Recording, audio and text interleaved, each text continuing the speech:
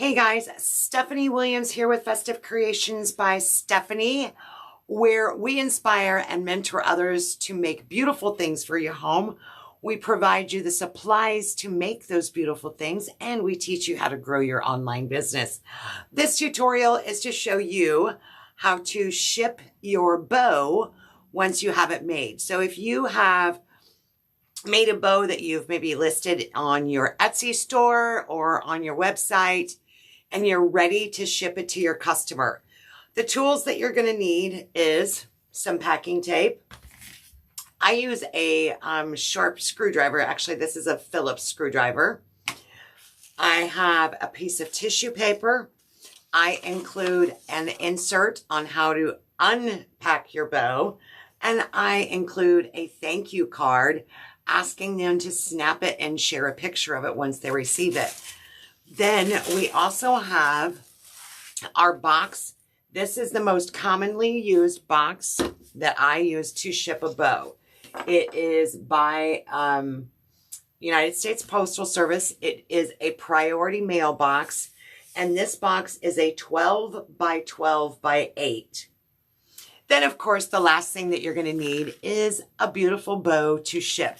So let's get started. And the first thing that we're going to do is construct our box. These boxes are free from USPS. Just go to USPS.com, and we're going to begin by putting our box together.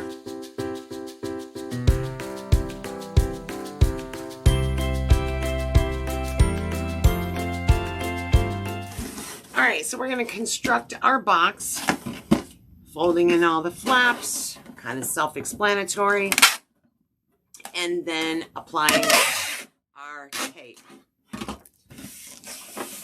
I don't put a whole lot of tape on my box, but it's going to depend on the type of tape that you use.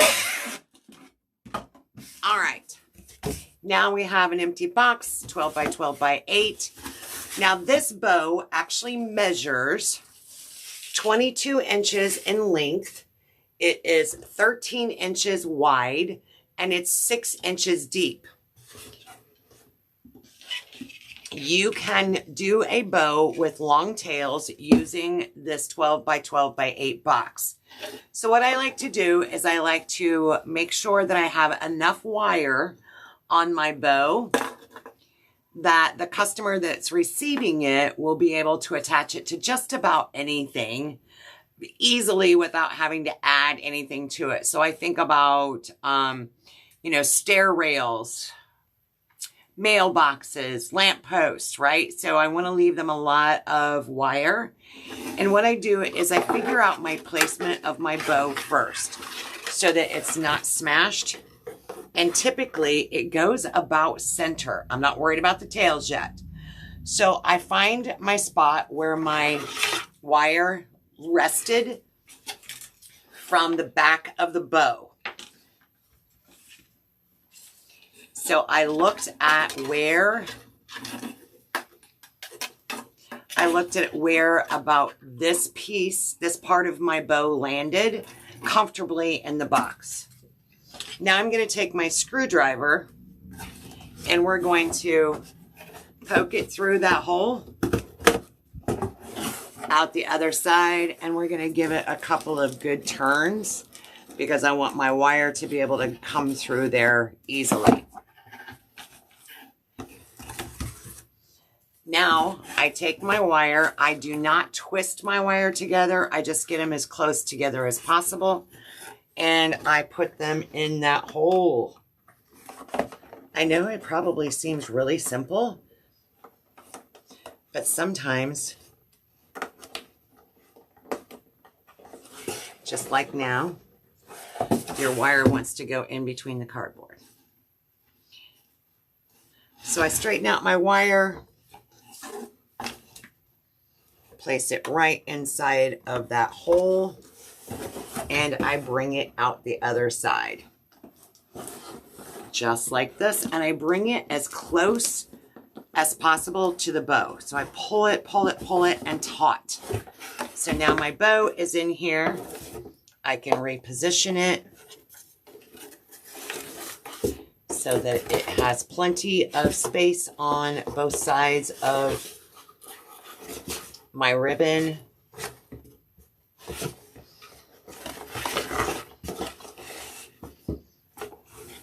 And as you can see, if I go at an angle, this from here to here, when you put it at an angle, that's 17 inches. So that's why this 13-inch bow fits fine at an angle when you put it in diagonal. And of course, we have plenty of depth between where the top of the bow is, and I have a lot of headspace in this box. All right, coming around, now let's look at the back side.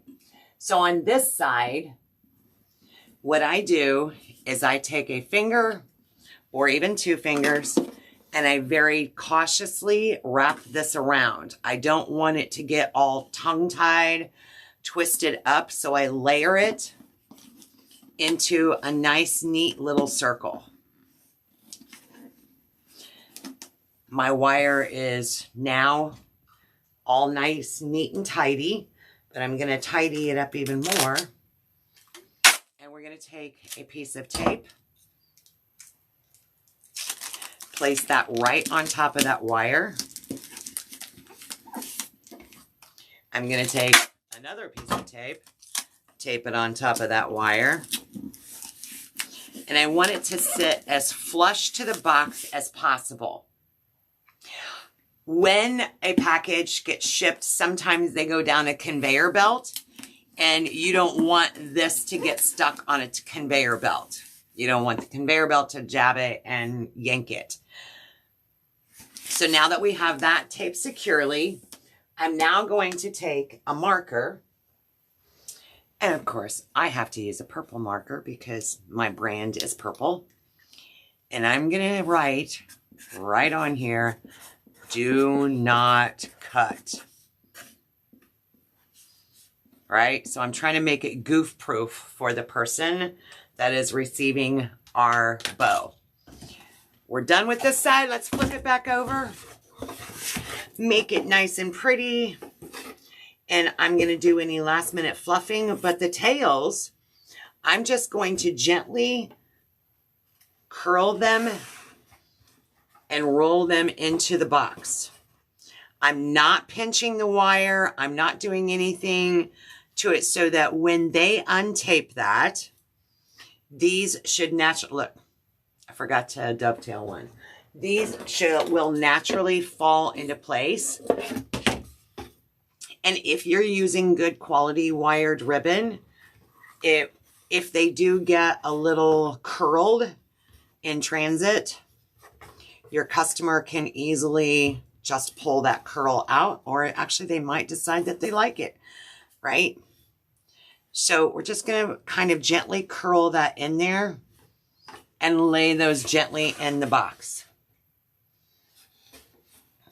This is the part that I want to be perfect so that when my customer opens the box, they can see what their beautiful bow is going to look like. So I get all of that ready. And because it's wired, it's not shifting, it's not going anywhere. Now, before I close up my box, I do a couple of things. I always top my bow off with my tissue paper. And again, my brand colors are purple and lavender. So I always brand it by using a coordinating color of tissue paper to go with my brand. I give them the little thank you insert. Of course, it has my logo on it. And then I give them the instructions on how to remove their bow. And it just simply says, do not cut the wire, or remove the tape from the bottom of the box. Do not cut the wire. Unravel the wire to a straight piece and then gently pull the bow out of the box. Then we're going to lay that as the last. So that's going to be the first thing my customer sees when they open it. Once we're done, we close up the box.